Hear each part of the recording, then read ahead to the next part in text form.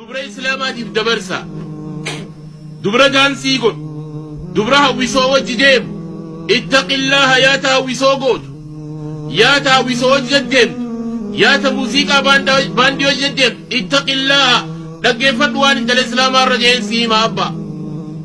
لقى فدوان انت الإسلام الرجعين سيما أبا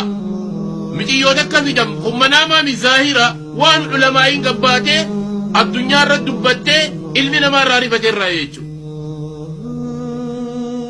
علمنا ما رابارك علمنا ما راديسيجو وردان سيدم كيفت ربي ننجرجر سيقب موك أبين سساجل أمبات لكيفت وانجان مجي يو دبراتك كادوي osoo daansii gootu madaraka gubbaaqaati bakka dhawten beeku jumhura kana dhawamtu mataa kana dhawamtu rabbiin sababa qaddara allahu maa shaa fa'al madaraka gubbaa osoo daansii gootu hoggaa daansii gootu dhalaan gariidhaan ni maraattiif hin beeytu taakoo uffattee taakoo osoo utaaltu osoo maraattu intaltummaan nagayaa daansiin godheettee ol baate osoo maraattu achi gubbaa qaartee mataan bakka dhawamtu mooji duute jechuudha akkasuma fidanii dhalaa gartee gaa nama dhiitu bira naqan jechuudha hoggaa bakka dhalaa nama dhiqan bira naqaniin obboleeyyan keenya harkisii akkanatti hafee jaan harki bitaadha as gubbaa mirgee akkana qabattee miilasii akka daba daansii godhutti laal dalagaasii ilaalladhu dalagaasii ilaali anilleen godhuun fadhu laakiin akka isin agartaniif akka caalimtichi galsiisetti isin galsiisuu fedha akkana kuno harkisii akkana gooti daansii gaba kanaan mudhii qabattee miillimmoo akkanatti akka nama dhaabbatu sun ta'in kotteedhaan akkanatti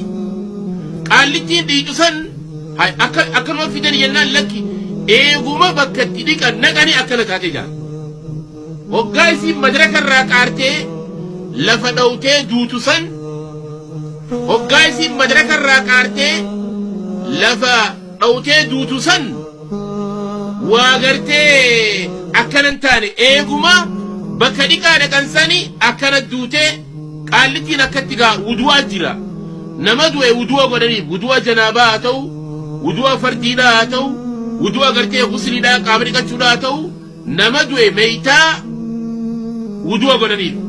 qaallittiin dhiituun afaan wallaaltee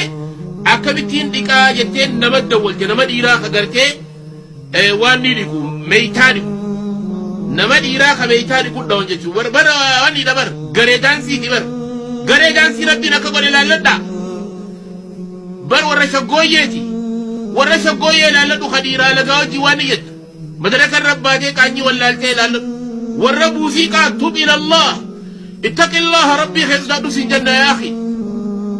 اتق الله ربي خيسدادو أبو خاتمة خيسدادو جالجات سودامي ربين كوني أبسي ربي سندقين أبسي ربي سندقمين أبا أبسي ربي جبال أندقمين هاي مديو أكان تلقو ولا ليتي نما اكسبرينسي قبو نما موتنو غرتي وادقو بيخد دولتي جو harkasii jirki gabbuus jaaniin gabbuus jennaan akka sibiila jabaadha jechuudha akkuma qabdetti jiran akkana daansii gooti mire harkisii jabaadha maaliif rasuulli rabbii maal jaa kasri cidaamil mayyit ka kasri hayyanti nama du'aa lafee isaa cabsuun akka nama jiraa lafee isaa cabsitee jije rasuulli ni caba malee hin bu'uu jaaniin jechuudha kunoo akkasuma qabde akka nama daansii godhu khotteedhaan dhaabbattee jechuudha qubbeen dhaabbattee jechuudha akkatti awwaala wallaalanii akkuma jirtu sani dhiqanii fuudhanii obboleeyyan keenya qabrii geessanii si akkana jettu harki bu'uu didee jechuudha warra garee daansiiti warra hawwisoodha jechuudha warra daansiidha warra muuziqaadha alagaa wajjiin gabbee ol baatee daansii gooti warra san ilaalladhu abbaa qal'insi rabbii sitti hin taphatin obsi rabbii sitti hin taphatin obsa rabbii jiniin shawwadamin rabbiin sammuu sii kanneen jira akkana awwaalan kun olaal innama al'amaal bilkhawaatiin خاتمان سي دانسي رتي أكلت harkasii kana abbaan fade dhalaan meeqa micciiranii gaddeebisuu dadhaban jechuudha. Duutuu dhaban gaddeebisuu dadhaban. Hoggaan boo madaraka irraa qaartee duutu san likkuma duute sirruma duute jechuudha.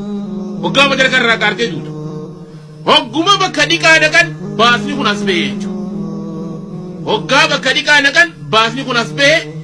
nama muuxannoo qabu dawwalanii gugaabatan dandeeysan buusaa dadhabdan akkasumas dhiqaa fuudhaa qabri suuqaa jaanii jechuudha. Isii akkana jettu malaayikaaf geeysan jechuudha. Malaayikaaf geeysan eega isii akkana jettu malaayikaaf geeysan akkana duute eega akkana godhattii madaraka gubbaa akkas godhattii mire obboleeyyan keenya waa hedduu as deema.